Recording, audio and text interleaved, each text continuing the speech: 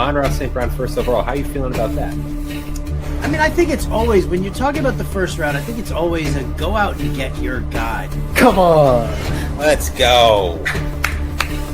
Oh, man, my heart was beating on that one. I can just tell you, when we get down to the actual numbers and projections, that team is going to score a lot. There's a lot of fantasy goodness. There's 50 feet of shit, and then Kyler is never So forget that. I don't want to draft guys on bad teams. Doesn't matter. They're going to figure out a way to get the ball good offensive coordinator. Arthur Smith is not a good offensive coordinator. You guys are team 3 and 4. There's no point to take Stroud, right? Is there a point to take Stroud in the best ball format?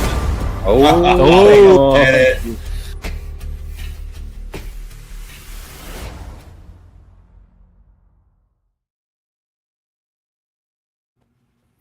Welcome back in, ladies and gentlemen, the first FFPC live draft coverage of the 2025 season. I'm your host, Aidan Liquorie. Joining me, as always, Dave Terpoilli, and our special guest from Player Profiler, the Stack Hunters himself, Bradley Stalder, Dan Williamson. Guys, thank you both for joining us. We're covering a never too early best ball tournament today, and I'm going to jump right into it because the picks are already going. And Brock Bowers is off the board at 2. Dan, I want to start with you. You were telling us you've done a ton of these never too early drafts so far this year. First round, what has been catching your eye for some players who are coming into this stream, and this might be the first draft they're watching unfold live, because the never too early streets are not for anyone. What can they expect from these first rounds? Yeah, these first rounds, I mean, you're going to get some running backs in there a little bit earlier. The second half of the round tends to go a little bit heavier towards wide receivers, so you'll see a running back in there or two in there as well. Brock Bowers has been kind of all over the map. I mean, I've seen him taken first. I've seen him taken as late as 7th or 8th. McBride is pretty much making it into the first round as well. So, there's a lot of elite options. I mean, there's no first round pick that I really hate right now. And Terp, before I go on, many congratulations. Since we last had a show, Terp has had a Super Bowl trophy and a son. Two big wins for Terp. So many congrats from all of us. Big things in the Terp household. Super Bowl champs, new son. Kid's the greatest thing ever. Smiles all the time. It's great. He's never known a world without the Eagles as Super Bowl champs. He does. Now, if we can just figure out North Carolina basketball, he's going to be the happiest kid in the world in his early years. Terp, I got to ask you a question. Team 2 over here, and by the way, we have a pretty loaded room. Some of the best ball players on FFPC. We have past winners in this room. We have Fantasy Mojo himself. We just took Trey McBride at the 10. Dan mentioned it. Terp, I want to ask your thoughts on Brock Bowers at the 102. I mean, what are your thoughts on, rookie sensation last year? Is this a reach, or is this where he's going to be going all year? I wouldn't call it a reach. I would just say I think the tight end position is really deep this year. So to me, I would go elsewhere. Not saying it's a bad pick, not saying it's, too early, but wouldn't be for me right now. I feel like you can pretty much get him anywhere in the first round. I mean, like Dan said, he's pretty much been all over the map. You can get him pretty much at any spot in the first round. He's been moving, and grooving all around. I just would go elsewhere. I would take one of the running backs, Jefferson, Lamb, Neighbors. Brian Thomas is a guy that I would move probably higher than on most.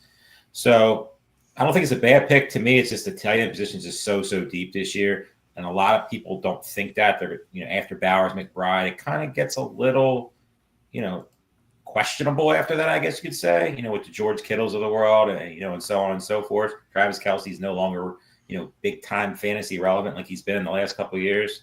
There's a lot of young players that, potentially the Sam Laportas and the rookie class, which is very, very solid or could be solid with the right fit.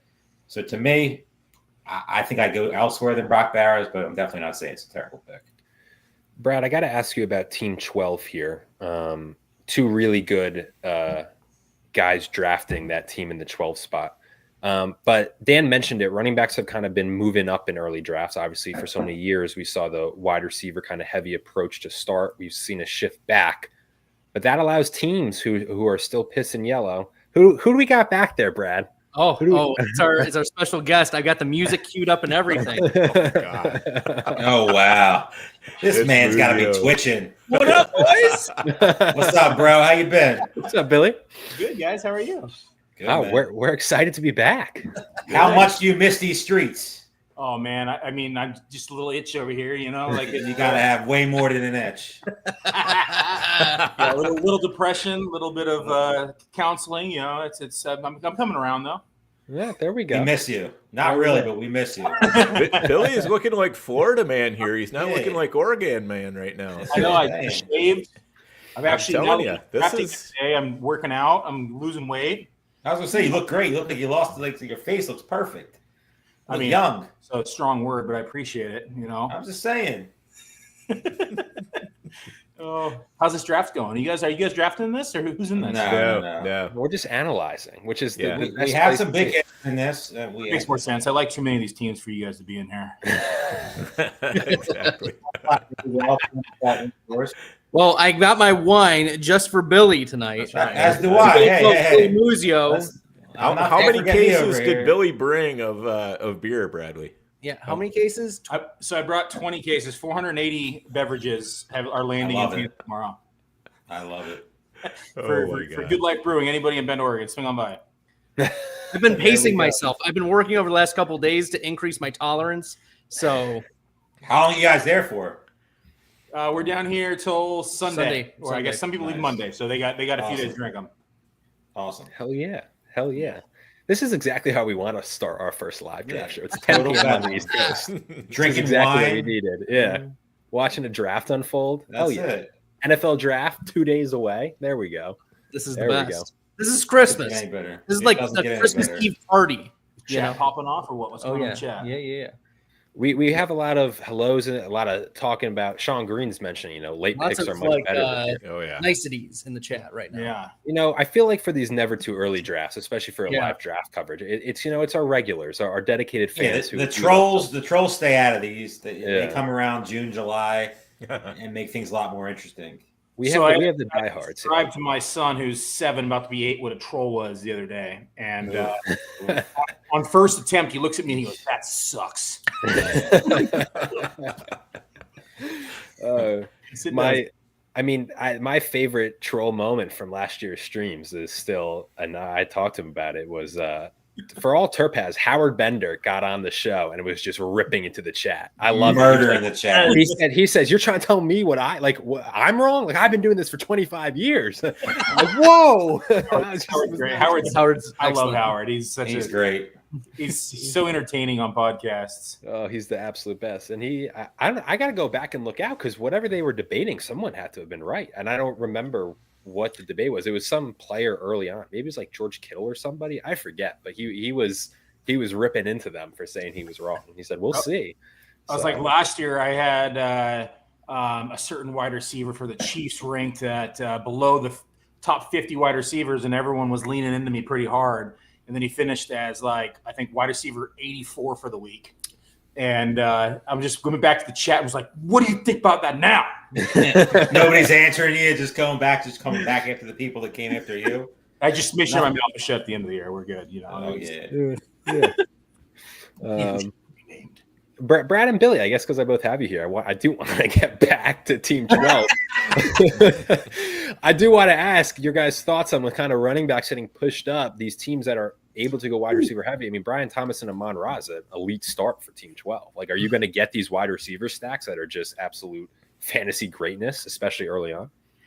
See, I like the Brian Thomas pick. I'm a little lower on Amon-Ra this year. A soft fade of the Lions. Ooh, okay. Soft fade. Not hard. We're not fading the Lions into oblivion, but with some coaching changes, there's been some personnel, shifts. And JMO is reportedly on the block, possibly on the trade block. They have not yet extended him for the 5th year. So, and there's been connections for the Lions connected to Matthew Golden. There may be some shifts in how this team operates. So in particular, these player takes, but pushing these running backs up, getting a Breece Hall, James Cook, Amarian Hampton, Kyron Williams in the 3rd round, I think that's pretty good value. Yeah, I have to say, every year we see this happen, right? I call it it's the palm tree in the wind, right? And we saw everybody kind of fade quarterbacks in oblivion, and then what happened? Everybody pushed them up one year, and then last year everybody faded running back, and running back stayed healthy, and receivers kind of had it's not, I want to say downfall, but it had its turn for maybe the worst, and then everyone's now pushing up running back. So right. I think you can always find value in a draft board. Everyone knows I'm a big believer in zigging people zag, and I'm a big believer in finding value at running back late in drafts. And if people are going to continue to pass on these top echelon of wide receivers, I say just pound the board yellow and make them pay for it. Yep, 100%. Dan, I'm going to go to you because Team 9, obviously what's so fun, I'm sure, about these drafts, you've even mentioned on these streams before, you love drafting never too early because you feel as though there's great value to be had specifically with the rookies. Team 9 goes with Ashton Jeanty and then Omarion Hampton, two highly touted running back. I mean, the running back class, incoming rookie class, is absolutely off the charts fantastic, or so it seems. Jeanty's clear one. He's a probable top 10 pick. Hampton's a rumored first-round pick, although you even seen some names. Travion Henderson is getting some possible first-round love. What are your thoughts on Team 9, not only going with those two rookie running backs? So here's why. I'm going to ask you two things. One, how do you value Jeanty and Hampton at their current ADPs? And then specifically Team 9 taking the both of them, sandwiched in between is Derrick Henry. Yeah, I don't love the build here. It might work out, but that's not how I'm going to do it. I don't like taking the two rookie running backs early, even though, we think we know that Jeanty is going to be fantastic. Hampton should be a very good running back as well. But, this is just basically leaving no room for upside whatsoever. There are a lot of teams in this tournament that have Jeanty in the second round. So pushing him up this high, he might not have come back to him, so if you really want him, I guess that's where you got to take him. But, now we've gone 4 running backs in a row here. Give me Team 12 over Team 9 all day, because you know what? I'm not interested in finishing, second maybe, okay, but, not 4th, not 5th, not 6th. And I think the best way to do it is to pound those wide receivers early and then take your chances with the running back. You know what? You're going to have some teams that finish in 11th or 12th because you picked running backs that got just totally blown up by the draft. But on the other hand, you're going to also have some teams that finish 1st or 2nd because you have great wide receivers and your running backs didn't get blown up by the draft, and so everything works out for you.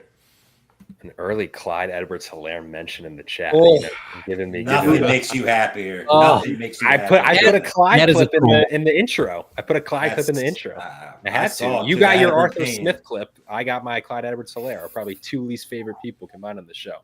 Real quick, Smith, Bradley, I'm going to go to you. Sure. And then I want to hear the same thing. Talking a little bit in our little chat here in the green room, I'll call it. Tyreek Hill, pretty divisive player entering this year, I'd say, is, really disappointing last year. Was a pretty consensus top half of the first round pick last year, dealt with injuries, inconsistency, obviously injuries to Tua, questions about the effectiveness of Mike McDaniel's offense there in Miami. So my question to you, Bradley, you seem like you're pretty high on Tyreek Hill. We call you Bradley Stats because of your projections and the stats you bring. What's your reasoning behind your kind of enthusiasm for Tyreek Hill this year? Well, enthusiasm is relative, I guess, compared to how he finished last year. He plummeted out of value, but we know what type of talent Tyreek Hill is. The reality is that he's still a 20+% target share guy. He's still got elite speed. The issue for him mostly was the injury, and we didn't know that he had the fractured wrist going into the season, and it was aggravated by his arrest pre-week 1. So when we look at what he brings to the table, the team obviously knew that he was injured and schemed a little bit away from it. It's why we saw Jonnu Smith, rise up. It's why we saw Devon Achane rise up in terms of target share. I have Tyreek Hill as my wide receiver 10 this year. He went off as wide receiver 15, so I'm a little bit higher, but not outrageously higher. Remember, last year, Hill was going as the 103, 102, 104, 105, somewhere in that range. And I have him at wide receiver 10, a 24% target share projected, about 6 touchdowns, about 130 targets, still sprinkled in on the ground. And I think McDaniel is going to be coaching for his job this year. He was very close.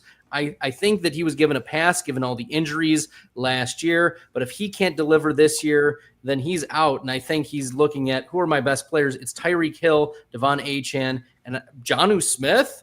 Is Jalen Waddle just an afterthought, guys? Like, he completely fell off the face of the earth. So I'm still a believer that Tyreek Hill is a wide receiver 1, even if it now is a back end wide receiver 1, given the age curve, given that he hit speed that works for him, but he's going to continue to get slower. And wide receiver 10, I think, is still a fair value. Terp, let's keep it with the Dolphins offense. I remember you and me discussed last year multiple times how Achane had this range of possibilities that he could end up being the number 1 overall pick in 2025 drafts, or he could be injured again and he could kind of fall down draft boards and not warrant the price that he went at last year. Had a great year. Met, I would say, for the most part, those high expectations that people put on him. I thought going into at the close of last year, I was confident. I thought Achane would wind up being a consensus first-round pick in fantasy drafts. Never too early best ball ADP. He's kind of settled in early second. Are you surprised at all that he is not, with more consistency, going as a first-round pick, or do you think this early second behind Saquon, Bijan, Jameer, and Genty is the right landing spot for him?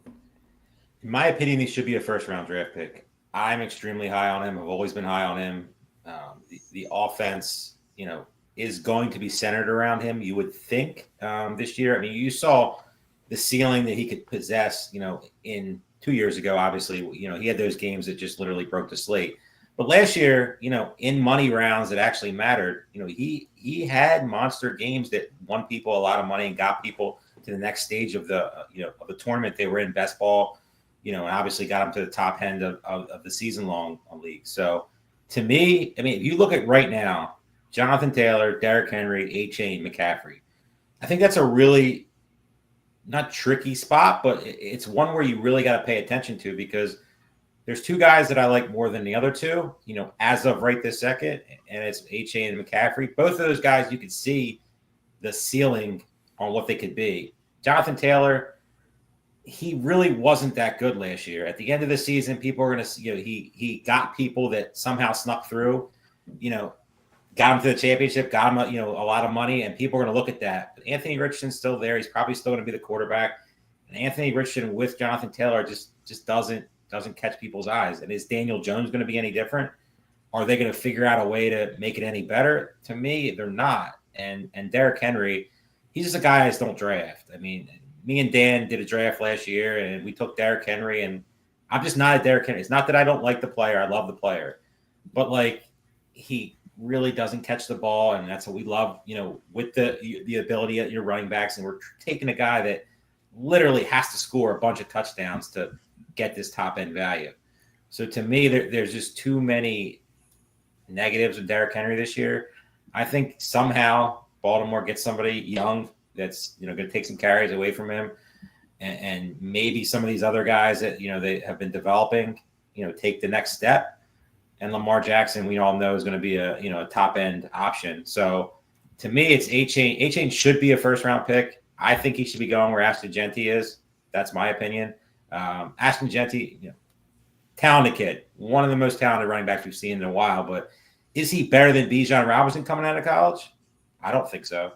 And we saw what Bijan Robinson's rookie season was. It was pretty good, but it wasn't first round good. So to me, I think rookies are just, if I've learned one lesson over the years in these drafts, is you overvalue rookies. You overvalue spots that you think guys are going to, and you're thinking, oh, this is just the best spot ever. And yeah, sometimes it works out, but we looked at it last year. Marvin Harrison.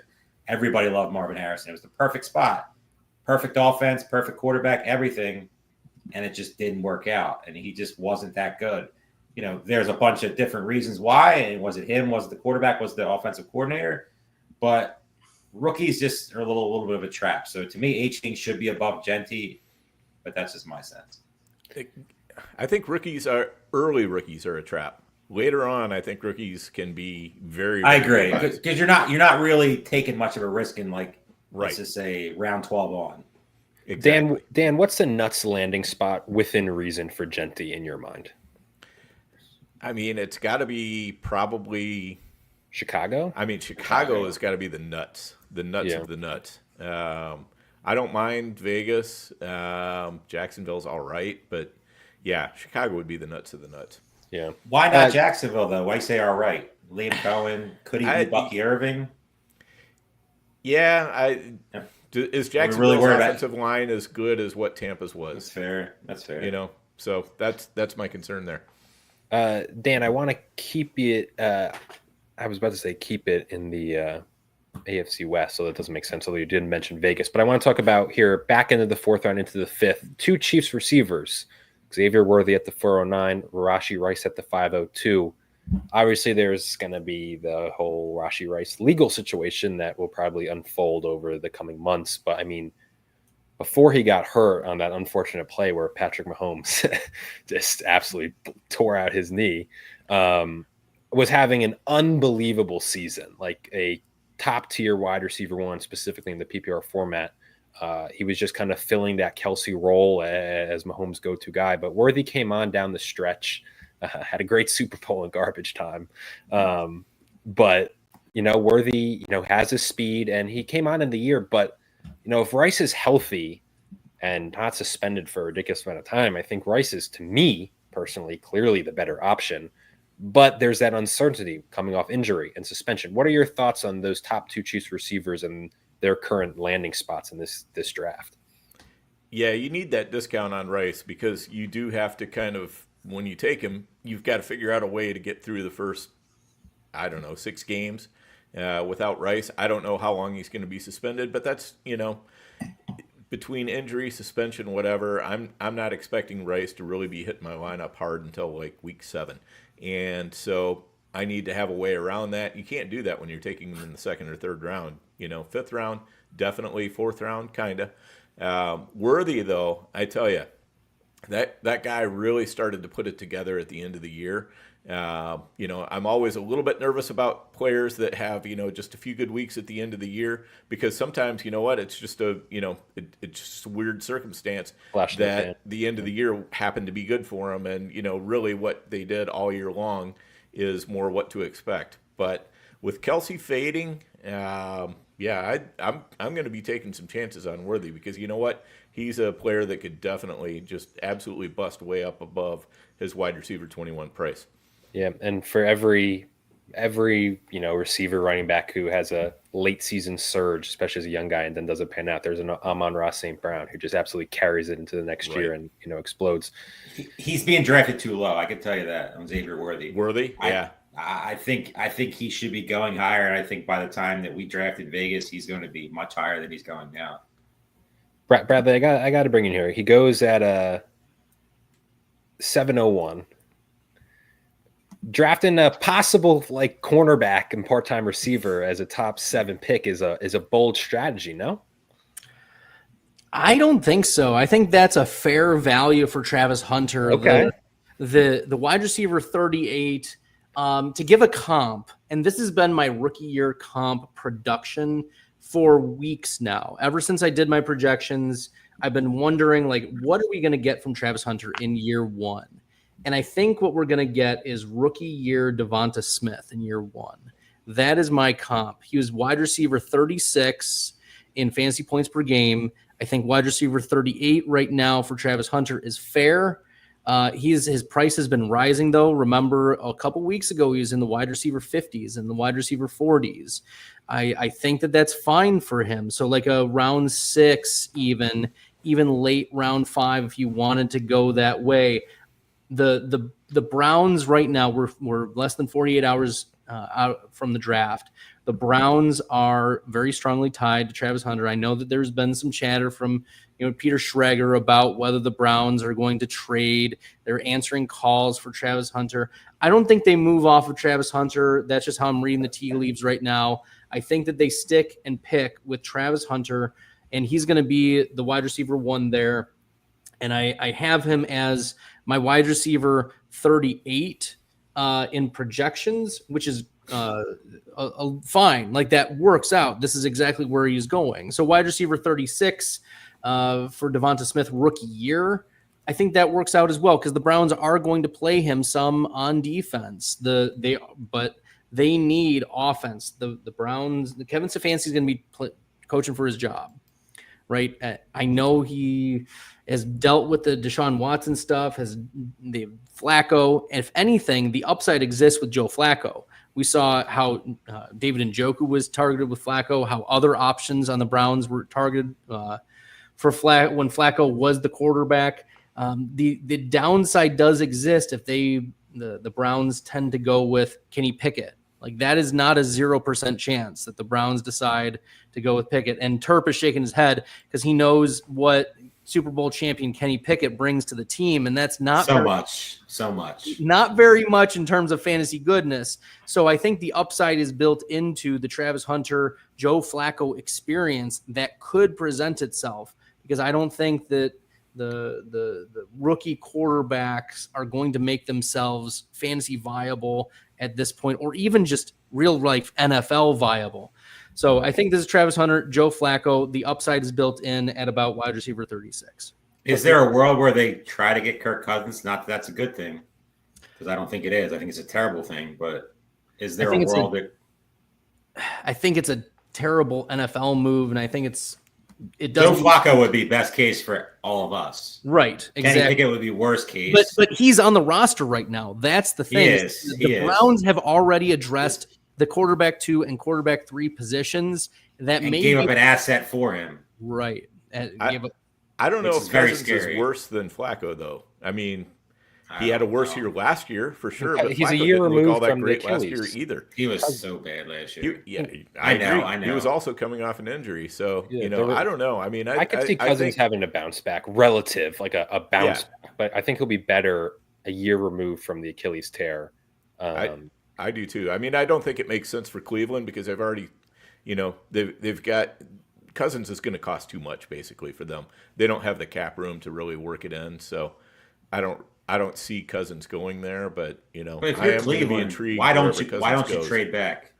Why like Travis Hunter? I mean, Travis Hunter could be generational on either side of the ball. To me, there's two very, very good players in this draft. Maybe Abdul Carter, Travis Hunter. So my top two. The way I see it is for the Browns, if they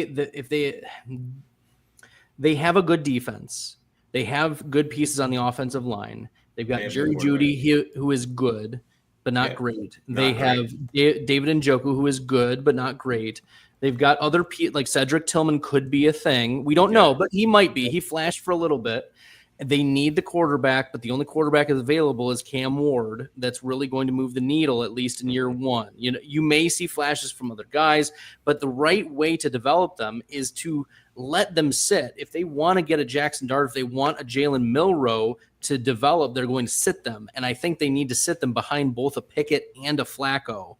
So that's the move, is like if the quarterback 2 goes in, it's Kenny Pickett, and so that's why what you're saying is you don't like Shedeur Sanders at all. I think that I speak from reading all of these other mock drafts and from my evaluations as well. I don't think Shedeur Sanders gets the draft capital. He is more likely to get Will Levis than he is to be a top 10 draft pick. It's fair. Yep. The thing is, he can't be Will Levis when I think a lot of projections have him, and either to the Saints at 9 or then dropping to the 20s. Like, I think it's a little more expected than Levis. I just don't see there being any way he gets to the 20s. Fundamentally, just before we move on, if I'm the Browns, I'm not even taking flyer. I think there's if you're trying to draft a quarterback, I think you go with Hunter and you can wait on a McCord or Will Howard. Look what Hunter was able to do with Shedeur Sanders. Yeah, like I do think Hunter is great. The issue with Hunter is, and I don't think his dual sides of the ball can take away, but I mean, to some degree, it's just hard to be elite on both. It's just not feasible. He can say whatever he wants. There's no way he's playing as many snaps as he did at Colorado in the pro. Yeah, it's just his body will not be able to tolerate the beating that it takes. No, but as talented as he is, because to me, he's 1 or 2 in the draft. I go back and forth with him and Abdul Carter, but where are you going to play him, Terp? Are you going to play him on offense or defense?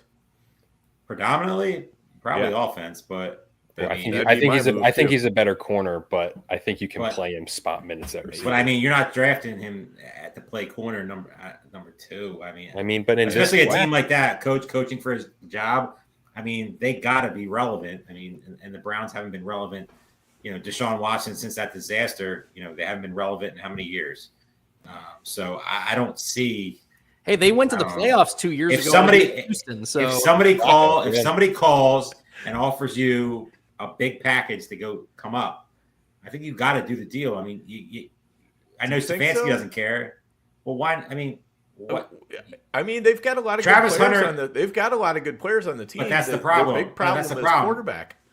But that's the problem is they're going to have enough good players to get them to a team that they won't be able to draft a good quarterback next year. So is somebody going to just magically pop up in their quarterback? How is getting a bunch of picks going to help them? I'm not sure that's going to help them out that much at quarterback. I mean, I think they can move to wherever they need to get the quarterback that they want. You know, I don't see that being a problem. So I think you can have your cake and eat it too. Lead in one of these like guards, get the quarterback you want. I mean, it's possible, but trusting the Cleveland Browns organization is well, okay. Brown's going to Brown. I think fundamentally, that's a different. That is a different subject for sure. The Browns are screwed. I feel like New England will give up a lot to get up to that number 2 spot to get one of those two. Good. Because I mean, if Ward's going 1, which is all but confirmed, and then probably Hunter and Carter though, but there's a clear top 2 that most people seem to think about. I mean, back to this draft though. Dan, you mentioned in our chat, you were saying wide receivers are flying. What pick, wide receiver wise, has kind of most caught your attention that intrigues you, either good or bad? Well, Diggs, I think is, he's going this high partly because wide receivers are really flying. Like Travis Hunter is wide receiver 38. Typically, you're not going to see wide receiver 38 go off until the end of the 7th. So they're about a round ahead on wide receivers here. Because they weren't really taking that many tight ends, and they were even a little bit late on running backs, despite the guys who were going heavy on them. But Diggs at 39, in the middle of the 7th round, I mean, I've got shares in this contest of Diggs in, like 12th, 13th, 14th round. I can't push him up to the 7th round. I would just rather pivot a different way. Terp, what are your thoughts on Stefon Diggs, new member of the Patriots this year? Off an ACL tear, no less. Not in the 7th round. I mean, I'm always been a Diggs guy his whole career with Josh Allen, but he's not with Josh Allen anymore. So, it's hard to really buy in. I'm not a Mike Vrabel guy. I'm going to be on just like Arthur Smith. Mike Vrabel is going to be right behind on that list to me. I didn't like the hire. I don't like the Josh McDaniels hire. I think they could have done so much better with Drake May. I feel like Drake May could be an elite quarterback in this league, but I don't see how Josh McDaniels and Mike Vrabel are going to help him get there. Stefon Diggs, they had to make a move, so they paid him probably too much compared to what anybody else was going to. But like Dan said, I mean, it's just a little too rich for me. I mean, I'll have some, because I don't really start drafting until probably 8 days from now. So I'll start mixing some in just to, have some, but it won't be a ton. I would much rather have a couple other guys that are in that range. Brad, I got to ask you about the tight ends. Obviously, FFPC, for anyone who doesn't know, is a tight end premium format. Obviously, Bowers and McBride have emerged as like the clear top dogs. And then you kind of have a Kittle Laporta tier. But, I wanted to kind of hear your tight end tiers. It seems as though just purely basing off this draft, you have your top 2, then you maybe have that, Kittle, Laporta, Hawkinson range, and then it's just a massive tight end run over the 7th and 8th rounds. How are you distinguishing the tight ends this year from the top to kind of that, and then how are you differentiating this middle tier and this run that we see? You're not really doing that. I view it as Trey McBride and Brock Bowers 1-2 in like their own tier. I do have McBride over Bowers in my projections. Which means that I'm clicking a lot of McBride and not a lot of Bowers. I think because they're so close, that just give me the cheaper option. But when it comes to who can be the tight end 3 to the tight end 15, could be anybody. It could be anybody. Like I have Kelsey as my 3, but it is so far below where McBride and Bowers are, and Kittle is like neck and neck with Kelsey at 4. And then it's Jonnu Smith, David Njoku, Hawkinson, Laporta, Ertz. Like, then you get into, are you going to get lucky with touchdowns this year? And that's where I think, fantasy gamers should lean into how good are the offenses, right? Mark Andrews, even though he had a bad season last year relative to what he did in previous seasons, still put up a top 10 tight end season because he had a lot of touchdowns because the Ravens are a good team and they are a good offense. But sticking with the Ravens, one of the undervalued tight ends that we should be putting on our radar is Isaiah Likely. There's already been strong rumblings about Andrews could be traded. Let's just say he is. Let's say Andrews is traded. Where does Likely go? Likely probably. Why is he not in the Hawkinson Laporta range? Look, that's exactly where I'm looking. And the right after Hawkinson is probably where, but you have 2 full rounds of no tight ends between Hawkinson and the next tight end off the board. So really it's about attacking the rest of the flex plays.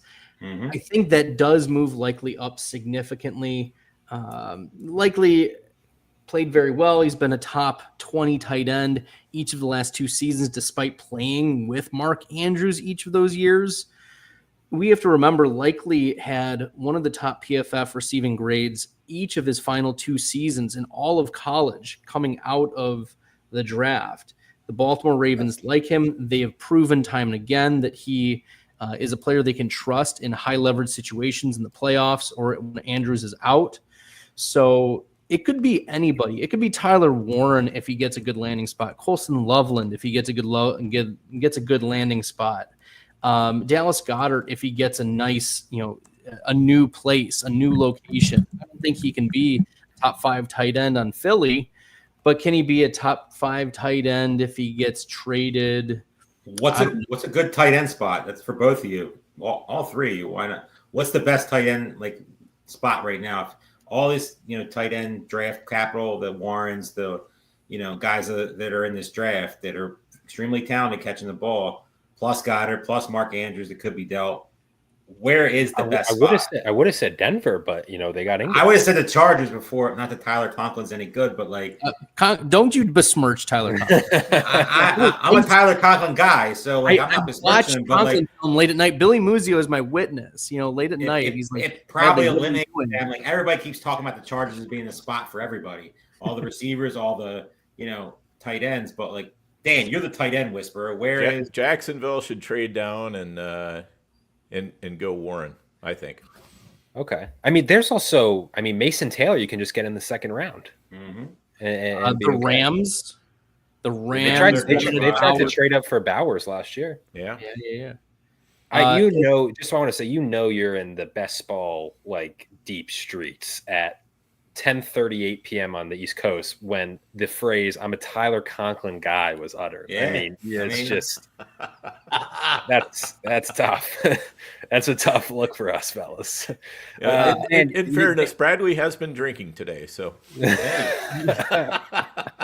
I've got some Billy Muzio Good Life Brewing beers to consume over the next few days. So he keeps sneaking in the room and giving you more too. He's under the table right now, just feeding.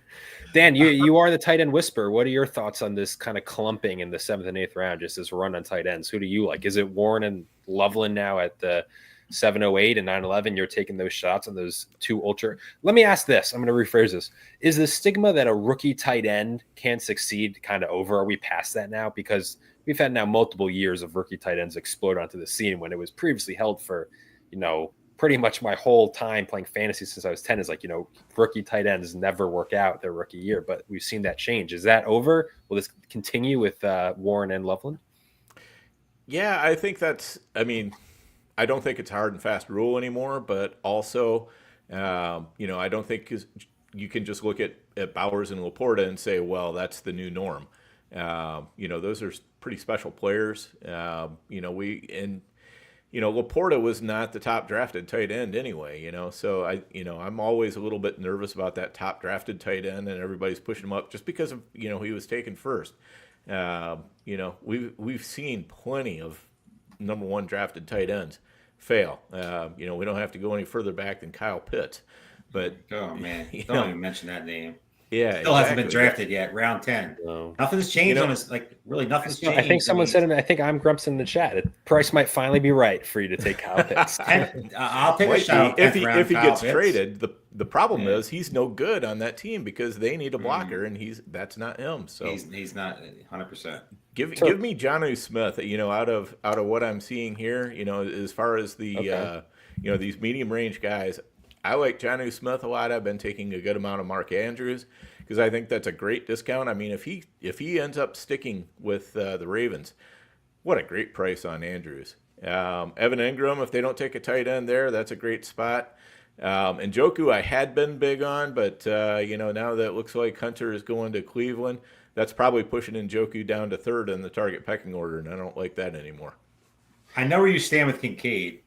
You're not a Kincaid guy. Are you at a Kincaid guy at this price compared to last year's price? I mean, this is a better price. I'm willing to do a little speculating on Kincaid at this point. I think I would probably take Loveland over him, maybe. I want a little bit of both of those guys, basically, because I think that Kincaid was hurt last year. He did have a better year his rookie year. So it's possible that Kincaid is going to fire, in this third year. The price is good. Yeah, the price is very good. This is worth speculating on. Last year he was just way too expensive. No, it's as you guys both mentioned. It's so interesting, obviously, especially these early drafts because the ADP is forming, and I know you guys, Dan, at least you in particular, have your Big Gorilla Hardway draft coming up, which is kind of often. We kind of noted as really the start post NFL draft as like kind of shaping ADP, but it's just so fascinating to see the trends change, right? Last year, there was at times like 5-6 tight ends by the start of the third round. And this year you have 2. It's just kind of those waves. You see kind of quarterbacks going a little earlier again. Terp, I'm going to ask you, we're almost halfway done with this draft. I'm going to ask each three of you. I'm going to start with Terp, then Bradley, then Dan. What team's catching your eye that you're liking their build? I'm very biased toward Team 12, so I'm going to pick them first. I mean, I'm sorry, I'm biased, but they drafted very well. I can't really, could they add some running backs here? Of course, but Tony Pollard, where they got him, makes a lot of sense. Goff with Jameson Williams, obviously, if he doesn't get traded, makes a lot of sense. But to not something besides the bias, let me just look real quick. Number 1, okay. Number 2, okay. Number 3, not a really fan of the build. I like number 4. Can't say I love all the players, but I like the build. I mean, it makes a lot of sense. I would say 12 and 4 off the jump real quick. Okay. Oh, I also like 10. Mojo did a good job. Bradley, what do you I like that. Bradley, what are you thinking? Who's had a good first half of this draft? Yeah, 12 looks pretty good. Which one is that? 7. I like 7. 7, I'm looking at the build. I don't hate the Kyren Williams pick in the middle of the third. The Rams have been talking about an extension for Kyren Williams. I also think Najee Harris getting the volume there is good. Maybe not the biggest fan of the Travis Etienne pick right there, but Baker and Kyler should be able to alternate at quarterback. He said at quarterback the rest of the way. Kelsey, I've been public in saying that he's still my tight end 3, despite how far, how it's the top 2 and then Kelsey. But I don't hate that. So I like that. But I think Team 12, we've been really hashing it out. I think Quinshon Judkins most likely gets a good landing spot. He's getting day 2 draft capital projected. Tony Pollard, I think, is undervalued at RB29, especially with the addition of Cam Ward. And then I think what people are forgetting is that the Titans also have, the early second round pick, and you could see them doing something similar to what the Bengals did a couple years ago when they drafted Joe Burrow and then came back and drafted T. Higgins. I could see the Titans doing something similar where they pair Cam Ward with another wide receiver. So you're really beefing up that offense, which is good news for Tony Pollard. He's going to be able to get more of the goal line carries. I know there's a lot of love for Tazi Spears as well. Spears dealt with injuries, but Spears is also not a guy who's going to carry the ball 17 times in a game. It's going to be Tony Pollard. They're paying him a lot of money to do it. So Judkins, Pollard, and then, just hammer some of these running backs that are undervalued. I think there's a good plan for that team moving forward. Dan, are you in agreement with Team 12, or is there any other team catching your eye? No, Team 12 is definitely. I mean, that's really how I like to build. So I'm probably biased like Terp is. That's just kind of my natural inclination. But I do also agree that Team 4 looks really, really nice, well put together. As Terp said, there's a couple players that I would, maybe quibble with. But as far as like the structure of it, it's great. And I also like Team 11 a lot. I would call them kind of the big dark horse. I mean, I could see Team 11 finishing in 12th, and I could see them clearing the field by 200 points and finishing in first. I agree. That's a really fun build too. I'm really curious to see where it ends up with Christian McCaffrey. Yeah. I mean, where such a huge pivot in early drafts. You saw the reports came out today, and obviously it's April 22nd, so you're not really taking anything, seriously. But he has nothing holding him back. It's interesting to see like where he's getting drafted in these drafts. Like, I mean, you could be talking. This guy was a consensus #1 pick outside of like the last 2 days in Vegas. I mean, it's interesting to see like where, we look at all these guys that are going in the first round, and none of them outside of Jamar Chase and obviously Barkley coming off the year that he did last year, like nobody can put up Christian McCaffrey numbers when he's 100%, and obviously, clicking it all on cylinders. But there's just so many questions. So, that team, the offensive line, is Aiyuk healthy?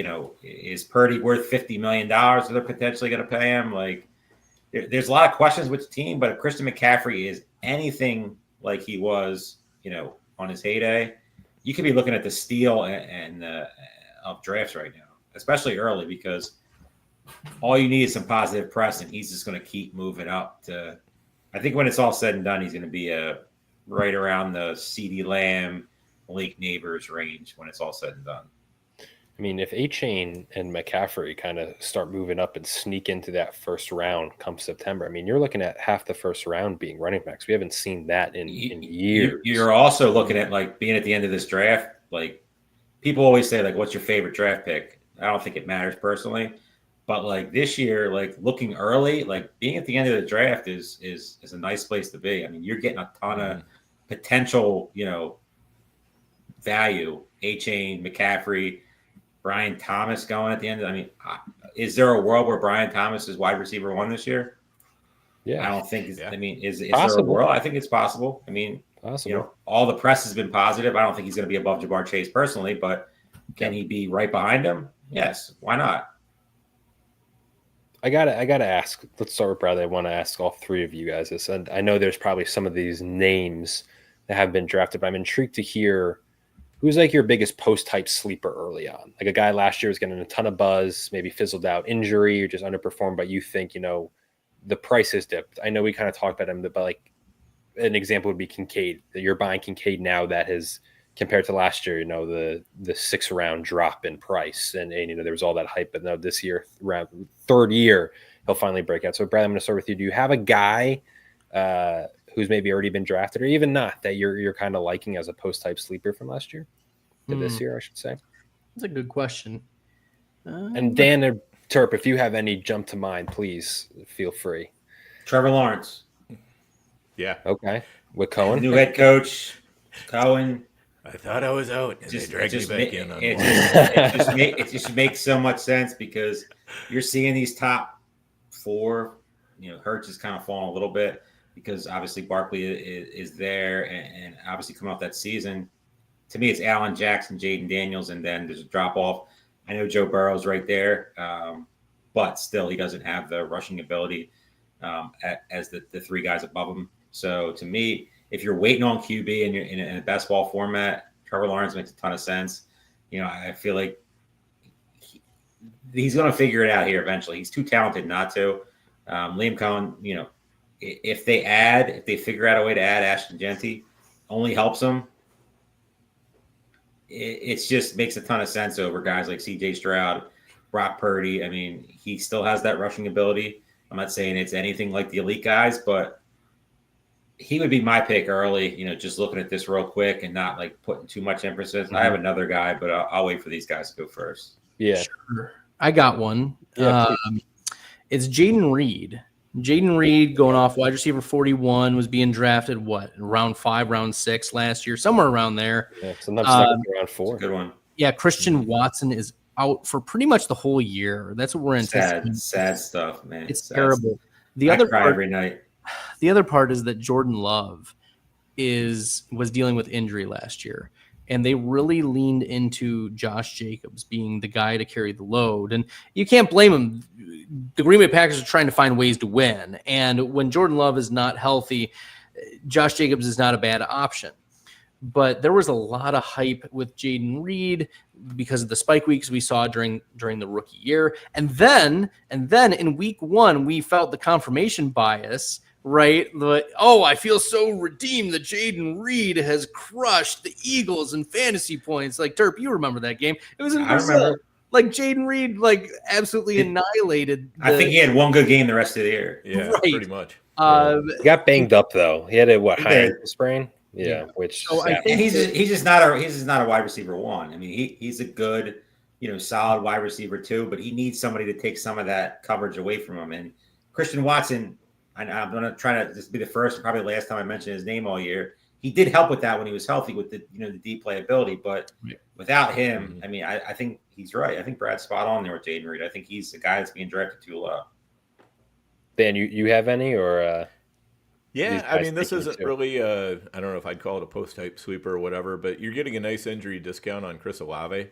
Okay. Wide receiver 31, and he was going second round last year, so I would say post-type sleeper. Yeah. Yeah, and you're also getting we don't know what the hell is going on at quarterback dip on him too. So those are kind of situations where I like to buy players that I know are really talented, and you know what? Sometimes they work out, sometimes they don't, but I'm not spending a huge amount to find out, so I'll take him there. I have one more real quick. Yeah, hit me. What's up? 9th round, Calvin Ridley. I was thinking Calvin Ridley. Yeah. Just because Cam Ward likes to chuck it around. He likes to chuck it around. One thing I was wrong about last year. Will Levis was a big fan. Thought he would break out. New coordinator coming from Cincinnati. I thought he was going to be the guy that would be the big time value at quarterback. It didn't happen, but Cam Ward's going to be the guy. And if you're telling me that I don't care who they draft, there's nobody in this draft that's better than Calvin Ridley right now. I mean, there's some talented players. There's a lot of guys that present some sort of upside. I'm not Travis Hunter. I mean, Travis Hunter, but we don't know what position he's playing, and they're not taking him, so it doesn't matter. Ted McMillan might be better than Calvin. No, he's not. He's not. Stop it. But anyway, Calvin Ridley. It makes a ton of sense. He was bumped up. I mean, there was drafts when Calvin Ridley went into when we were drafting in Vegas. Dan, he was a 3rd round pick. In some of these drafts, he was getting hyped up crazy, and it just never worked out. Quarterback, that offense outside of the running game just wasn't good. So to me, you're getting a potential if Cam Ward is a good NFL quarterback, which most people are saying he's the only not can't miss, but potential stud in this draft. Why not? You could do way worse at that where you're drafting. I mean, like Calvin Ridley or Cooper Kupp. Oh, right, exactly. And then there's a lot of running backs here that if they don't get blown up by a rookie, they're going to be great values. Jalen Warren. Jalen Warren's a great one. I mean Chase Brown in the 4th round. I mean, if Chase Brown. There's so many rumors that's a great value. Nobody loves Chase Brown more than me, but he could easily get blown up so bad. I think a lot of these guys get blown up. But if Jalen Warren doesn't get blown up, he's another guy that's just being drafted way too low. Yeah, and Mike Tomlin came out today and said that he's confident in Jalen Warren's ability to be the RB1 on the team. There's just too many good running backs in this draft. There's upwards of 8, 9. Bradley, what is that? You don't think there's that many good running backs in this draft? No. I was just very excited about the Jaylen Warren news because I thought you were like, no, there's not. it's a I'm like, new wow. quote today because Tomlin was asked about Warren, who signed his RFA contract today. So he was asked about that and, was very confident. So, we know what Warren is, and he's more of like a third down back, more of a, change of pace guy, a speed back. Like, he's not going to get majority of carries, but, that's how we were kind of pegging Chase Brown last year. That's how we were pegging a few other of these running backs that have stepped up ultimately. Like a James Cook was a guy who for a while was pegged as, he's going to be a change of pace, third down type of back. And now these guys are going third, fourth round. So it's within the range of outcomes that Jaylen Warren, who has put up high efficiency metrics in his first 2 seasons. Last year, he was dealing with injury, so he was running back 38 approximately. But now we're looking at a player that, if he survives the draft, could be, not just a major winner, but a league-winning type of play for fantasy managers. I feel like we were talking about, all these veteran running backs who could get their spots. There's also a lot of these rookies could fall into spots where you're all excited about their upside. I mean, if the Bengals draft Omarion Hampton or Travion Henderson in the first round, and now you're kind of which they won't. I mean, they would be absolutely stupid to do it. Guess what? A lot of NFL teams are stupid.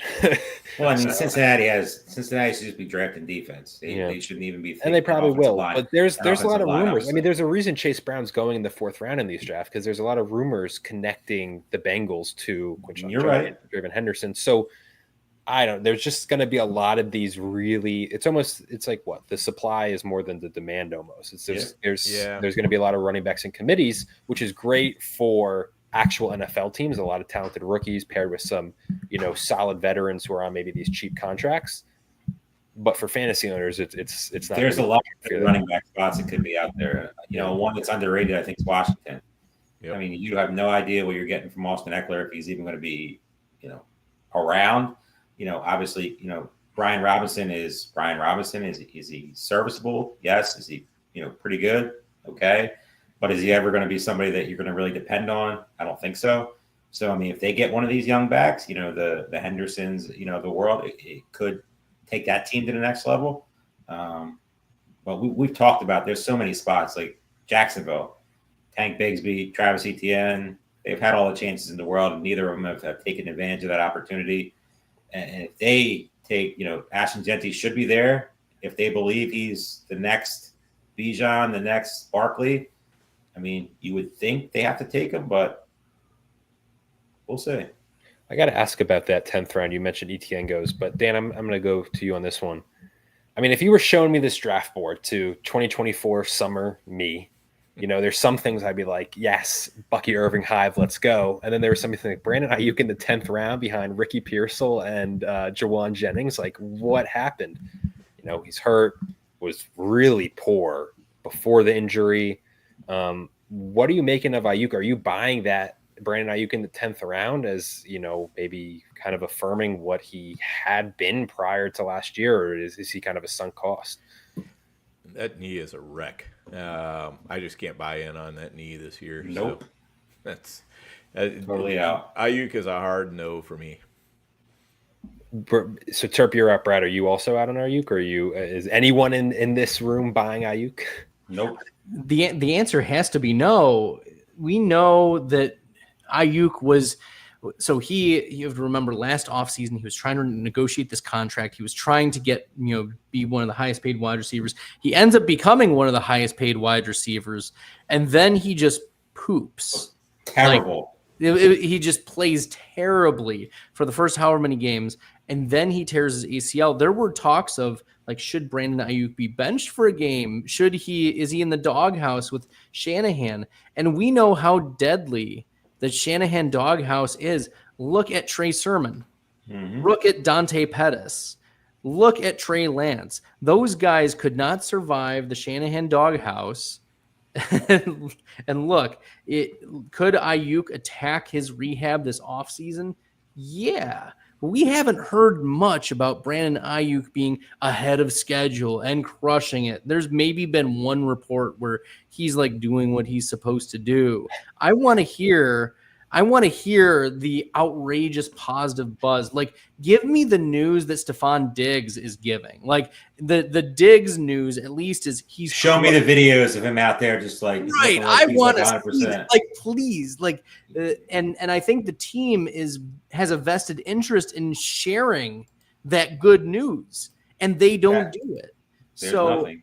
Yeah, we need to be very cautious about the Brandon Aiyuk situation, because they also drafted Ricky Pearsall and they extended Juwan Jennings, and George Kittle is still useful, and Christian McCaffrey is in the best shape of his life. I mean, like, there are other options for the San Francisco offense to exist at maybe not the ceiling, but to operate how Shanahan wants to work without Brandon Aiyuk. And they survived last year. They weren't great last year, but they survived without Aiyuk.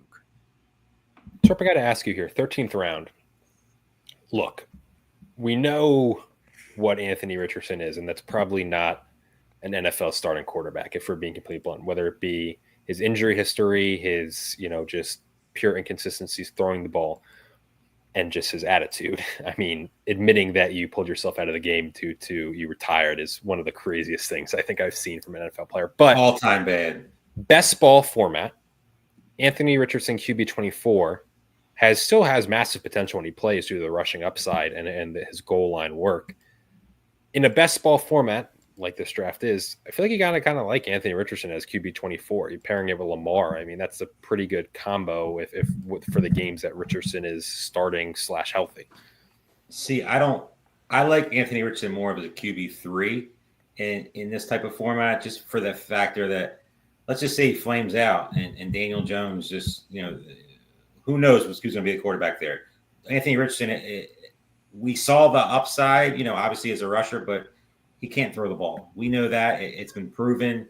And they brought Daniel Jones. They paid him some money, and we all know Daniel Jones isn't any good either, but it just could be muddy enough to where neither guy does anything. So do I like Anthony Richardson in best ball? I don't mind him. I would love him as a QB3. Like, if you told me I could have him with Baker Mayfield, Kyler Murray, and Anthony Richardson, I would like that more than Lamar and Anthony Richardson, because you could be at the end of the season banking with one quarterback, because this guy's probably not taking another quarterback. So with Lamar, people might think it makes sense just because, all right, Lamar's he's the best. He's gonna carry me every week. But what if he doesn't? And if you get to those money rounds at the end and Lamar Jackson is your only quarterback because Richardson's either benched or just sucks, you're struggling. You're probably not going to move on. And that's just, at the end of the day, that's all we're drafting for. So to me, Anthony Richardson, I don't mind him in this format. He presents the upside. If he's anything that he was, in the short doses we've seen of greatness, it could be a league winner. But as my quarterback 2 is very risky. I'd rather have Bryce Young. And that's, I don't think that's a crazy statement. Dan, I got to ask you, a bit of a weird offense to dissect. They made a lot of moves. I don't know how it's all going to blend together, but there's enough name value there where you could be seeing some true fantasy production from the Seattle Seahawks. I know I scrolled down. JSN in this draft went at the 209, wide receiver 10. Cooper Kupp signed there. It's going to be one of those, players who just doesn't look right not being in a Rams jersey. He went in the 9th round, wide receiver 46. Kenneth Walker at the 412, running back 19. Zach Charbonnet, 904, running back 32. Sam Darnold just went as QB 26. What are you seeing as in terms of fantasy potential from the Seattle offense? Yeah, this has been a hard one for me to try to figure out as well. So, I don't think I have any real great insight here other than I think Kenneth Walker is too cheap because you know what? Anytime he's healthy, I think they're going to be leaning on him very heavily. I like Charbonnet there in the 9th because you know what? Walker has a hard time staying healthy. Mm-hmm. So those are both nice picks as well. Darnold, as late as he's going, I mean, I think he's a great quarterback 3. For much the same reason as, Terp doesn't want to take Richardson as a quarterback too. I'm that same way on Darnold, but you really don't have to. You can take him as your quarterback 3, so it's fine. And JSN, I think, is going to be fine. I don't like JSN quite as well in best ball just because he doesn't have the huge spike weeks, or we haven't seen as much huge spike weeks from him. Maybe we will this year with Metcalf off. I don't know, but I just don't have a whole lot of JSN right now. Bradley, what are your stats telling us about the Seattle offense, if you don't mind pulling those bad boys up? Yeah, for sure. So I've got the projections for JSN up. I don't know if we'd be very happy with 5 touchdowns and barely 1,000 yards, 95 receptions. I don't think that would make us happy as fantasy managers. Like No. that's where my projections are for him: 24% target share, 135 targets, 1,000 receiving yards. Look, the cannibalization with Cooper Kupp exists. They may look at getting an outside wide receiver in this draft. That's something that is very interesting to me, and that limits JSN's upside because, when he wins, he can win down the field. But if he's relegated to the slot and then rotating in and out of the slot with Kupp, and there's not that consistency there, I'm also concerned that Sam Darnold was a product of the Minnesota coaching, that very much his success was tied to the O'Connell scheme, the talent that was surrounded. I mean, what team outside of maybe the Eagles has a better offensive supporting cast? You've got Justin Jefferson, you've got Jordan Addison, you've got TJ Hawkinson, Aaron Jones. Now the Minnesota Vikings added JP Mason. I'm very high on JJ McCarthy for the exact reason that Sam Darnold put up mega numbers, almost MVP level numbers. But we were talking all of last year whether Sam Darnold should be in the MVP conversation because of this situation. I am not as confident that the Seattle Seahawks have the coaching staff to maintain that elevation of Sam Darnold to be able to support JSN, Cooper Kupp. And then that, if the offense struggles overall, like generally, then Kenneth Walker is limited with his goal line rushes. Then Zach Charbonnet is limited in his opportunities. So you see like almost this trickle down effect where I don't know what Seattle is necessarily doing. They traded away Geno Smith, who is probably better than Sam Darnold, and for a 3rd round pick. Are they going to get maybe a wide receiver to play on the outside? There are some guys who could fit well there, but remember this head coach in Seattle, he's more defensive minded, and they fired the offensive coordinator again. So there's a new change in coaching. This is one of those teams that I could see being sneakily very bad this year and not good for fantasy. Terp, I'm going to keep it, not honestly, to me at least, not as confusing as Seattle. I like the moves Vegas made this offseason. I like that they added Geno. There's a lot of rumors about Ginty. Kind of feels like, Bowers is their de facto wide receiver 1. Jacoby Myers is really good. I'd love to add another in the draft. And a pretty deep wide receiver class. What are you making of Vegas? Are you kind of with me, or you're not feeling it in terms of, maybe a little sleeper team can only make some noises here, but also to have some really solid fantasy production? Sleeper fantasy team, yes. I think it could, where guys are being drafted right now outside of Bowers, and obviously if they get Ashton Genty, it makes a ton of sense. Geno, where he's being drafted in best ball, I don't mind it at all. QB3. Team 2 did a good job. And a Bowers stack, there with the Bowers stack. We all love stacks here. And Geno stack hunting, let's go. They're probably not drafting a quarterback early, so we don't got to worry about any Shador Sanders, Jackson Dart. Probably not Jalen Milroe. It's going to be Geno. They just signed him to a little bit of an extension. It's going to be his team. And, Pete Carroll there obviously didn't really love the hire, but Jacoby Myers is a guy that where he's being drafted every single year. People look at him like barf. Like, I don't want that guy. He's not exciting. He's not sexy, but every year he puts up numbers. Is he league winning numbers? No, but he's a guy where he's being drafted. Where did he get drafted here? 8'10". 8'10". Wide receiver 40. You know, it seems like it's just a perfect fit for where, I mean, you know, a guy like Trey Tucker, you know, is a guy that might be a little bit of a, you know, later round guy who might present some upside. You know, you look at this rookie class at receiver, I think it's a very good class, you know, especially day two. There's a ton of guys here that if the Raiders add them, you know, could definitely be a part of this offense very quickly. And obviously, you know, Bowers is where he's being drafted. It's definitely a team that I like. You know, I'm not sitting here saying they're going to be fantasy greatness. We're not talking about a top 5, you know, offense type of, you know, situation. But in that division with the Chargers, with the Broncos, with the Chiefs, you know, they're going to be behind in a lot of games. And we all know when, you know, offenses like this get behind, there's going to be some fantasy, you know, goodness in here that's going to be mixed in. Dan, we've talked about the rookie running backs. We've talked about the rookie tight ends. Let's talk about the rookie receivers. Obviously, Ted McMillan is, I think, the clear wide receiver 1 in this class. Is he? Consensus, yeah. Consensus wide receiver 1. You know, other first-round rumors, Matthew Golden, who I'm personally not as high on. Luther Burden, I'm not personally as high on.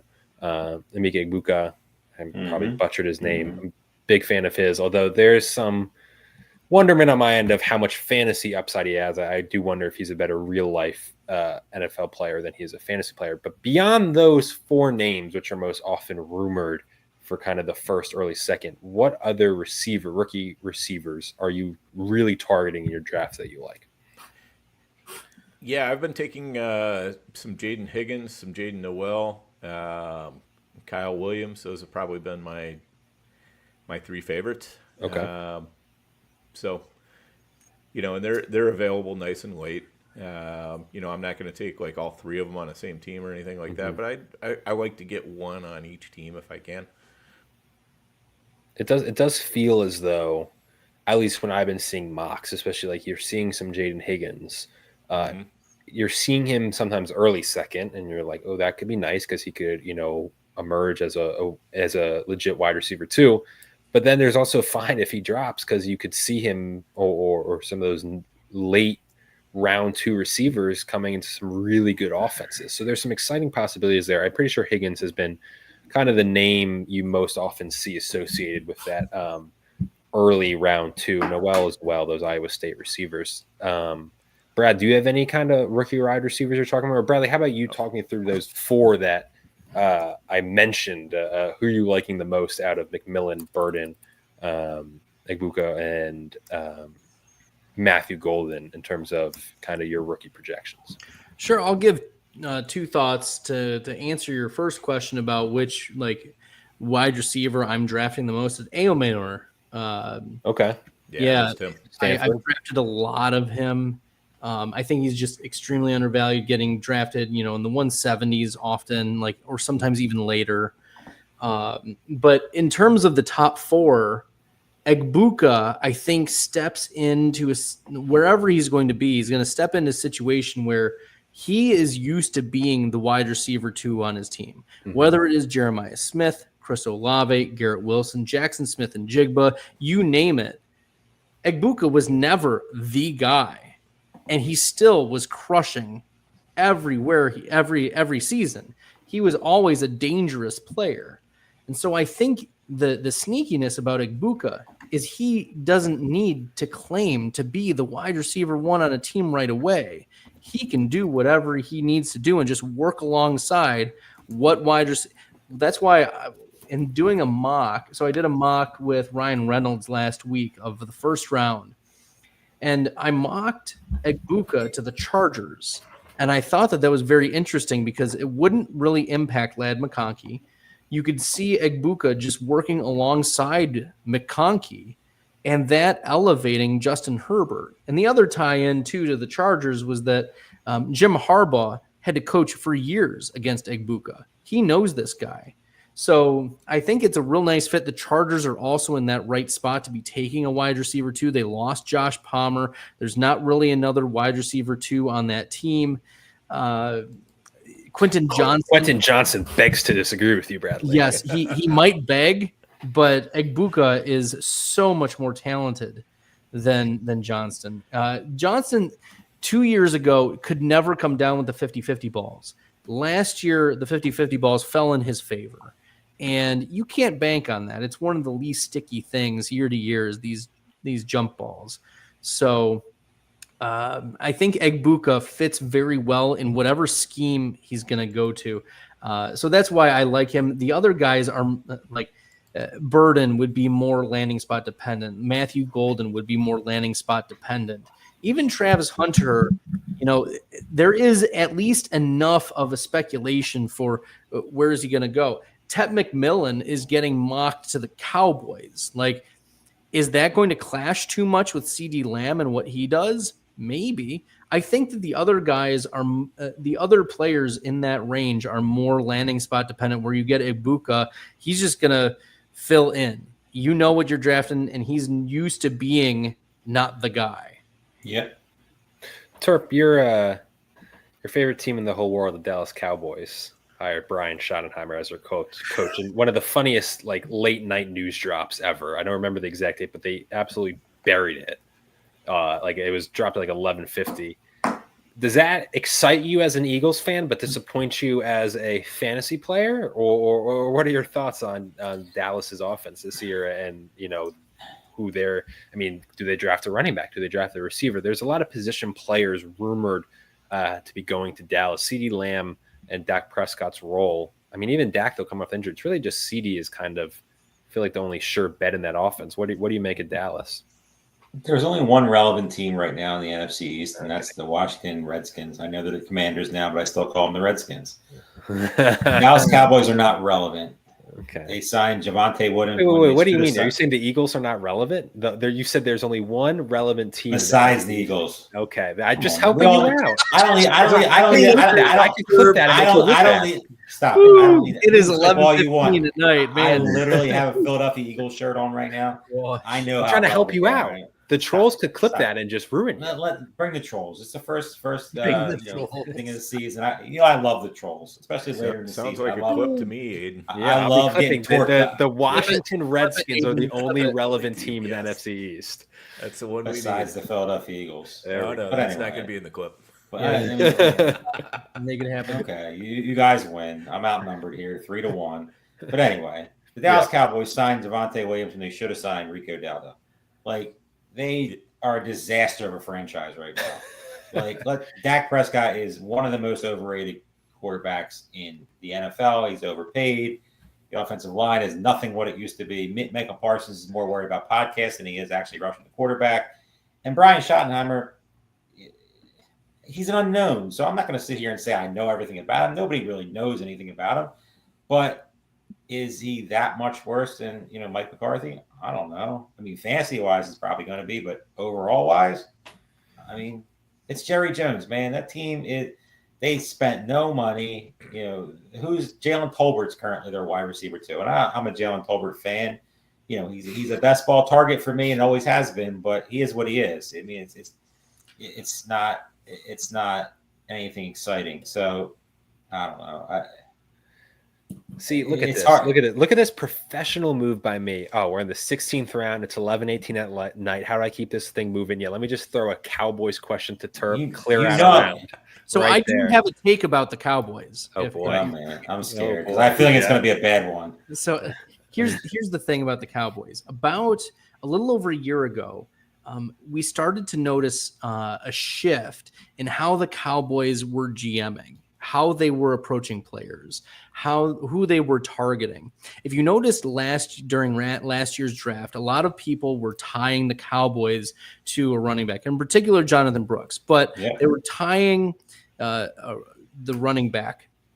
And you know what? The Cowboys did exactly what nobody predicted, which was not draft a running back, because they felt like they could address the position in free agency. It was the first indication for me that I thought, you know what, maybe they're trying to moneyball this thing. And then this entire offseason confirmed that. They signed no less than 4 former first-round picks. Who were the running backs that they signed? Javonte Williams, a former second-round pick. Miles Sanders, a former second-round pick. They traded for Milton, who showed flashes. They're trying to just chip away at like throwaway players from previous franchises. Like they went after Trey Lance. They were trying to get players who at one time had this value. This is my take that the Dallas Cowboys are trying to moneyball the NFL, and it's going to fail. But it is failing. But That's not what Moneyball is. It's not what Moneyball is. Moneyball. They is are moving. This is why Jerry players. Jones is like talking some craziness. Jerry Jones saw one Twitter thread of running backs don't matter and was like, "Why are we doing that?" Yeah. It's because he's not actually in charge anymore. He's just a talk. That's why what he's saying is ridiculous even now. Like it was ridiculous years ago, but it's even more outrageous because he doesn't even know what's going on in terms of like the negotiations and everything. He doesn't have the strategy, but it's instead whoever is actually pulling the strings is trying to pull this Moneyball thing over the last year or so and saying like, well, we can get replacement value in free agency and running back. We can cheap too. It's not even like they're spending money on these guys. They're all right. That's what I'm saying is they're trying to exactly. So that's my take is that the Cowboys are going to continue to be bad because they are taking shots on players that have proven to be bad. Yeah, no, that is a good take by Brad. It was not a bad take, Terp. Dan, I got to ask you. It was an awesome take. You had a good question, and I think it is worth. We obviously talked a lot about the rookies, but you were talking about kind of late round veteran dart throws, and it's so easy not to dismiss them because at least I know me and Terp and you guys every year we get on the show and like once you kind of hit round 15 and 16, I'm never going to knock a pick, even if it's a stinky veteran. Like it's just going to at that point, if you believe in it, fine. And every year there's those veterans in the 15, 16 round who just kind of keep chugging along and proving to be fantasy relevant. So this year, I mean, some names I know you mentioned, you had pointed out Keenan Allen, Nick Chubb. I'll even point out J.K. Dobbins. Josh Palmer. Yeah. What are you buying any kind of late round veteran dart throws as possibilities of kind of hitting this year? I'm actually buying the heck out of them because, it's like, Keenan Allen, this is just, it's just fear on the part of drafters out there because they don't have, Keenan Allen is still a free agent, so he must suck now. No, that's not what we saw last year. I mean, he's not the player he was before, but he makes a damn good tight end who, gets to play in the wide receiver position. Nick Chubb, I think, if his legs are healthy, he can still run. So those are a couple of them. Dobbins, I thought looked pretty decent. You're just betting on whether he can stay healthy or not. Great. Some of these guys aren't signing. J.K. Dobbins isn't signed yet, right? Right. Nope. Yeah. Some of these guys aren't signing because you know what?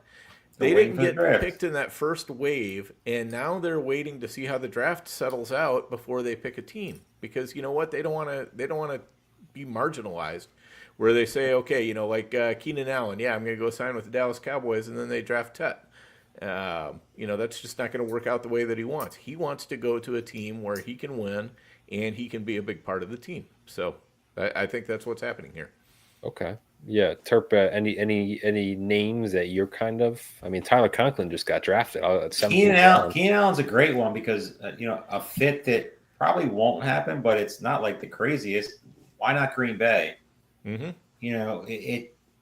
Who's really there? We talk about Jaden Reed, but like, who is there that's dependable at the wide receiver position? Even if they draft somebody, which they've done and it hasn't worked out over the years, like, why not Keenan Allen? Why not Amari Cooper? Another name that is a guy that's out there right now.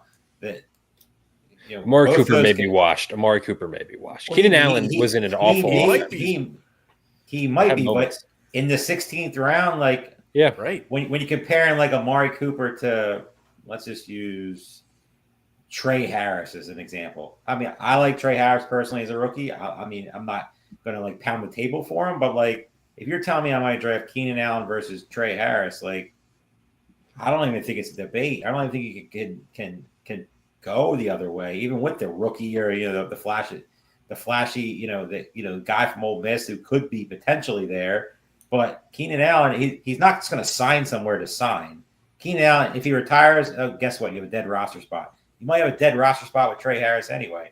But Keenan Allen, if he signs, he's going to sign somewhere where he's going to be able to play and be relevant. He's at this point of his career where he wants to try to win a Super Bowl. So if he goes to a place like Green Bay or Buffalo, I'm just using as random examples, and we always use the popular ones. Why? Where are you getting drafted him right now? Why not? I mean, besides him, I like Josh Palmer. I will never draft Dontavian Wicks. I think he's just a terrible football player. I said it every year, and I will continue to say it. I don't care. I won't draft him. Maybe you could call it my Christian Watson bias, but I've mentioned him way too many times on this show, but I love the guy. Wan'Dale Robinson's not a bad player in a best ball format. If they don't add anybody, I know they paid Darius Slayton, but I mean, I know most of us are probably hoping Jameis Winston's the quarterback over Dusty Russ, but it's probably not going to happen. But if Winston's a quarterback, they're going to be throwing the ball a lot, and Robinson could, have a couple games that hit your lineup, and that's really at the end of the day when you're looking for some sort of upside, but it's also a guy who's going to give you solid weekly production. Besides that, not really. Romeo Doubs, maybe. Marshawn Lloyd, I think, is another guy that everybody loved last year, and then was just injured. Just had a terrible. Yeah, he just had a terrible season, but the talent's there. Obviously, Josh Jacobs is still the guy, and he's going to be the guy. They paid him to be the guy, and all that stuff. But why not Marshawn Lloyd as a potential, lottery ticket this late? Besides that, Braylon Allen, new coaching staff. Everybody thinks it's going to be Breece Hall, but is there There's a world been some where negativity around Breece Hall? Is there a world where Braylon Allen gets, a David Montgomery type of role, which I'm not saying it's a sexy role, but is it possible? It's possible. Nick Chubb, he talked about, I think that's a good name. Blake Corum is another one that I've been drafting a lot. I've always been a Kyron Williams hater. And last year was very painful and very, hurting to the bank account. But if they don't add anybody there, which, that team is a Super Bowl right now type of team, Blake Corum has value if something happens to Kyron Williams. That's some names, I guess. Brad, just while I have you as the resident Packers fan, I mean, I don't have Balky here today, but like love Balky. I feel like the Packers every year are kind of always a weird team to figure out. Because, the last couple of years it's always been like, before that, it was like, well, is Aaron Jones? Is this going to be the year they phase him out? And then they never did. And then he would get hurt. And then you have like 18 million receivers. It feels like none of them who are all that good. What do you make of Green Bay this year? Or is it just going to be the same last year? They're going to ride Josh Jacobs and you're just going to have these random spike week performances from their litany of receivers. Yeah, I think they're going to ride him just a little bit less this year. I mentioned earlier that Jordan Love was dealing with injury. They kind of pivoted to more heavily utilizing Josh Jacobs. Their plan was to utilize him significantly, but I think that increased when, the Jordan Love's calf was just there and Malik Willis was running the ball. We remember the games where Malik Willis was actually fantasy relevant for a little bit. He was. That was fun. Fun times. I'm sure the Titans are kicking themselves after that one, but missing out on a franchise quarterback. But you're going to see the spike weeks from the guys. If anything, I think the most consistent producer for the Packers from a wide receiver perspective is Romeo Doubs. He's always in play to get a touchdown. He's a big-bodied wide receiver, downfield guy, not going to give you massive spike weeks, but, 4 for 40, and then does he get the touchdown? Does he not get the touchdown? Even when he was suspended by the team, he came back out the next week after his suspension and led the team in targets. Like, talk about quick forgiveness. Like this, the coaching staff really does like Romeo Doubs, and that's why he is going to continue to be a starter there. Wicks is frustrating because he has hands made of butter. That's, again, a frustrating thing, but he gets open. It's always exciting when he's downfield and Jordan Love throws him the ball. But one of the players that the Packers saw take the next step this past year was Tucker Kraft. Kraft was a player who I think a lot of teams forgot existed. He was a 3rd-round pick a couple years ago. He was forgotten again because of Luke Musgrave, who was a 2nd-round pick. And if you're taking last-round picks on tight ends, Luke Musgrave is also in play here. I don't think that there's a discernible difference between Musgrave and Kraft. It's just that Musgrave was dealing with injuries last year, so guess who stepped up? It was Kraft. And so, if he's on your waivers, if he is, if you want to diversify some of your Green Bay Packers portfolio, don't forget about Luke Musgrave, given his draft capital, given his possible production. So put Luke Musgrave on your radar there. He's done nothing to hurt his stock except just he was injured. So Tucker Kraft stepped up and teams forgot to scheme for him, and good on Tucker Kraft. But it's hard to discern who's going to be the guy. I'm also not confident that Jordan Love is going to bounce back to be, because remember, he was being Jordan Love was being drafted where like Baker Mayfield went off in this draft and like round 8, Drake May, Caleb Williams, Justin Herbert, like he was going off in that round. Some fantasy managers were even more aggressive on Jordan Love going into last season. Yeah, Love was a QB 8 to like 10-11 with consistency last year. Yeah. Right. And I think Knicks is kind of the parallel this year. Interesting. Elaborate on that, Dan. Go into that. Well, no, I think it's just, he has that good rookie year out of nowhere that, people weren't really expecting, and, they're overly exuberant about it. I mean, I like Knicks. I think he's a good quarterback. I was saying before any games were played last year that Knicks was going to be just fine at quarterback. I didn't think he was going to do quite as well as he did, but there were a lot of people who were like, yeah, Knicks just totally sucks. And, I could not get on board with that. But on the other hand, it's just he could easily have a sophomore slump here. We saw it from Stroud. We saw it from Stroud. Yeah, exactly. It's a great example right there. And it happened with Love. So and Stroud had a lot more talent around him. Right. Knicks. I mean, Cortland Sutton is a good NFL receiver. Stroud's offensive line, though, was horrendous. Correct. Well, and then he lost Dell and Diggs and Nico Collins, so there were pathways. Yeah. And Mixon was out too. Mixon. Like Stroud had I'm looking at it. It's like if you're telling me Bo Nix 7th round QB7 or CJ Stroud 4 rounds later as QB 18, give me Stroud for kind of a resurgence, like post type sleeper. He might be my pick. Mm-hmm. I know the receiving core isn't as good. They did get Kirk, but I mean Nico Collins is going to be a monster. I'll take Trevor Lawrence over both. There you go. All right, Terp. All right, cool. We get it. Trevor Lawrence. You love Trevor Lawrence. Let's see him burn you again. Wow. He can't burn me at his price. I'm not a Liam Cohen fan, not as a play caller, as a individual. I think he is because you didn't like the way he did it. Well, now he's done it to multiple teams where he's just left them. That's fair, but he doesn't care about that. No, I would care. And Duval. That was a little corny. I'm not gonna lie, that was a little corny, but I mean, their GM. I was reading looks like younger than me. He's 34. He might be. He's Les Snead's guy, but he looks like he's 18. I think he's a smart guy. He's there for a reason. He is there for a reason. Yeah, I would love for Jacksonville to kind of get going because that is a interesting fantasy spot. I did have Dan, we were talking about the Jets. It's kind of before the stream happens. I mean, this is the first year in now 2 years where Garrett Wilson isn't a late first round pick. People were buying into the 2 Rodgers years. Now he's fallen to the 3rd, although arguably obviously Justin Fields isn't a great quarterback, but Justin Fields may be better than the version of Rodgers we saw last year. They have kind of a whole new, hopefully, culture shift in that building with Aaron Glenn. Breece Hall and Braylon Allen are there. I personally heard some not legitimate reports or anything, just some negativity swirling around Breece and his role. Breece Hall, I was a huge believer in last year.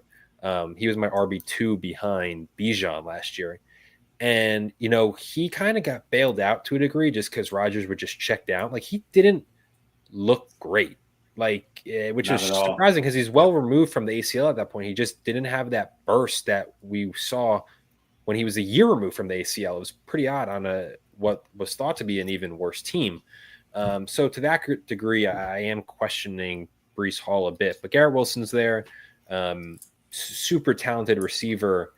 What do you make of the Jets offense? What is Justin Fields' impact going to be on Garrett Wilson, and how do you kind of break down that Jets backfield? First off, they should be trading Breece Hall because this is his final year of his rookie contract. You're not paying him. You're not going to pay him to come back. So, why wouldn't you move him? I mean, you're hoping you could get a third round comp pick out of him, but you're probably not going to. It's probably going to be a fourth or a fifth. So if you can get, even a day 3 pick for him and get that right now rather than in a year, why wouldn't you do it? Especially in a year where it's really deep at running back. So you know what? You can just take a stab at a running back and replace him that way. Or you can, just shore up another position. But I think it makes all the sense in the world for the Jets to be trading him. As far as Garrett Wilson, I mean, you've got the shower narrative from Ohio State with Fields, so these guys know how to work together. I personally love the price on Garrett Wilson. I think it's great right now because I don't really see anybody coming in that's going to challenge him for supremacy as far as getting the most targets. Even if they take Tyler Warren or whatever, they can do that. But it's still not going to really do much to hurt Garrett Wilson. So I think Garrett Wilson is going to be in great shape. I think Fields is going to be very usable. He's one of those guys who's always a better fantasy quarterback than he is an NFL quarterback, which always makes you nervous because then you never know, when he's going to suddenly get pulled from the starting lineup, a la what Pittsburgh did with him last year. But he wasn't bad though. He wasn't terrible. He wasn't terrible. He's a great quarterback in a 3 quarterback build. Yeah. Terp, true or false? Justin Fields will finish the year as a top 10 fantasy quarterback. False. Bradley? False. Dan? I mean, if he plays all the games, true.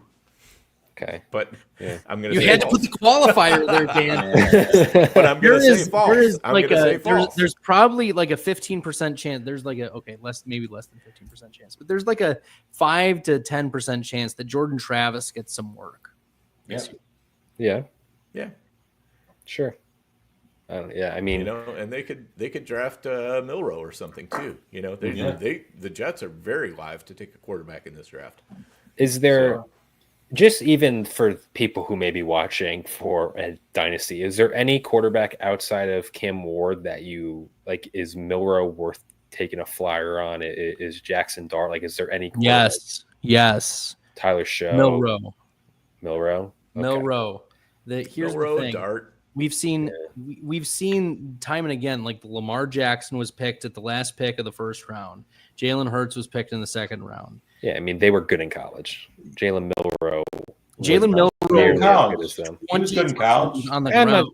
That came out very rude to Jalen Milroe, but Jalen Milroe was not to the level that Lamar Jackson and Jalen Hurts were.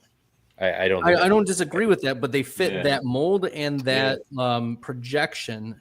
And so I think for Milroe, landing spot is going to be so dependent. If he is required to start in year 1, he's going to bust as a dynasty asset. Yeah. If he sits and does not play for the first year at all, I think that's great news for Milroe. Okay. No, I would agree with that. I'm not if Milroe would be just because he is a athletic just phenom. I mean, it's just you don't usually see quarterbacks come out with that. Yeah, it's nuts, and it's just there's so many things that need to be refined, but I think it's well worth taking the flyer. I'm not a Jackson Dart guy. I just don't think Lane Kiffin's offenses have ever and will ever breed NFL quarterbacks, and I'm just not a Dart fan beyond that.